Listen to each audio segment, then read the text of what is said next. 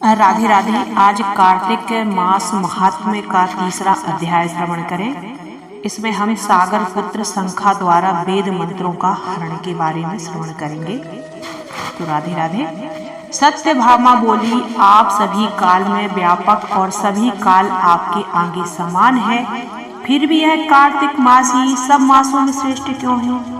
सब तिथियों में एकादशी और सब मासों में कार्तिक मास को ही आप अपना प्रिय क्यों बतलाते हैं? इसका कारण कहिए। तब भगवान श्री कृष्ण बोले, हे प्रिय, ध्यान से सुनो। एक बार महाराज बैन के पुत्र राजा पृथु ने प्रश्न उत्तर में देवर्षि नारद से प्रश्न किया।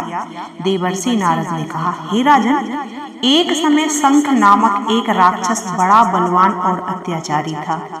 उसने अपने अत्याचारों से 3 लोगों को कंपायमान कर दिया था। उस शंखासुर ने स्वर्ग में रहने वाले देवताओं को जीतकर इंद्र आदि 10 लोकपालों के अधिकारों को छीन लिया। उससे डरकर सभी देवता सुमेरु पर्वत की गुफाओं में कुटुंबियों के साथ बहुत दिन तक छिपे रहे थे।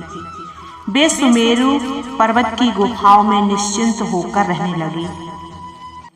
उधर जब शंख को पता चला कि देवता आनंद से सुमेरु पर्वत पर रहने लगे हैं, तो उसने सोचा कि ऐसी कोई दिव्य शक्ति जरूर है जिसके कारण अपना अधिकार छिन जाने पर भी देवता बलवान होते हैं। यह सोचते सोचते वह इस परिणाम पर पहुंचा कि वह सब वेद मंत्रों के बल से ही बलवान हो रहे हैं। अगर हम इनसे वेद छीन लिए जाएं, तो वह अपने आप निर्बल हो जाएंगे। देवर्षि नारद बोले, ऐसा सोचकर असुर शंख ने भगवान विष्णु को सोते हुए देखकर सत्य लोक में वेद चुराने के लिए पहुंचा। शंख भी वेद मंत्रों तथा बीज मंत्रों को ढूंढता हुआ समुद्र में प्रविष्ट हो गया, लेकिन ना तो वेद मंत्र मिले और ना बीज मंत्र ही। जब शंख समुद्र से निराश होकर वापस लौटा, तो उस समय से ब्रह्मा जी पूजा की सामग्री लेकर सब देवताओं के साथ भगवान विष्णु की शरण में पहुंचे और भगवान को गहरी नींद से जगाने के लिए गाने बजाने लगे और धूप गंध आदि से बार बार उनका पूजन करने लगे। धूप दीप नैवेद्य आदि अर्पण करने पर भगवान की निंद्रा भंग हुई और वह देवताओं सहित श्री ब्रह्मा जी को अपनी पूजा करते देखकर बहुत प्रसन्न हुए और उनसे कहने लगे, मैं आप लोगों के इस कीर्तन और मंगलाचरण से अति प्रसन्न हूँ। आप अपना अभीष्ट वर मांगिए, मैं अवश्य प्रदान करूँगा। जो मनुष्य आश्विन शुक्ल की एकादशी से देवोत्थानी एकादशी तब ब्रह्म मुहूर्त में उठकर मेरी अर्चना करेंगे, वह तुम्हारी तरह मेरे प्रसन्न होने के कारण सुख को प्राप्त करेंगे। यह जो पाद्य अर्घ्य आचमन और जल आदि सामग्री आप लोग मेरे लिए लाए हैं, वह अनंत गुणों वाली होकर आपका कल्याण करेगी। शंख जो वेद चुरा कर ले गया है, सब के सब समुद्र में ही है। मैं उस शंखासुर को मारकर ले आता हूँ।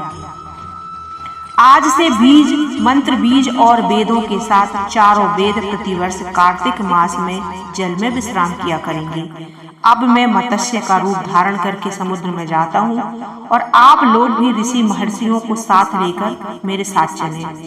जो कार्तिक मास में पहर रात्रि पहर स्नान करते हैं, वे निश्चय ही अक्षय फल को पाते हैं। वह अज्ञात में अमृत स्नान का फल प्राप्त करते हैं। हे देवेंद्र, जो कार्तिक मास में व्रत करते हैं, उन्हें सब प्रकार से धन पुत्र पुत्री आदि देते रहना, उन्हें सब आपत्तियों से बचाते रहना। हे धनपति कुबेर, मेरी आज्ञा अनुसार तुम उनका धन धान्य बढ़ाते रहना, क्योंकि इस प्रकार का आचरण करने वाला प्राणी मेरा रूप धारण करके जीवन मुक्त हो जाता है। जन्म से लेकर मरण पर्यंत जिसने विधि पूर्वक यह उत्तम व्रत कर लिया, वह आप लोगों का भी पूजनीय है। आप लोगों ने मुझे कार्तिक शुक्ल एकादशी तिथि को जगाया है, इसलिए यह एकादशी मान्य है और मुझको बड़ी प्रिय है। हे देवताओं, यह दोनों व्रत पूर्वक करने से प्राणी मेरे समीप पहुँचते हैं। इसलिए हर मनुष्य को सुखी और निरोग रहने के लिए कार्तिक महात्म्य और एकादशी कथा सुनते हुए उपयुक्त नियमों का पालन करना चाहिए। राधे राधे। पूरा वीडियो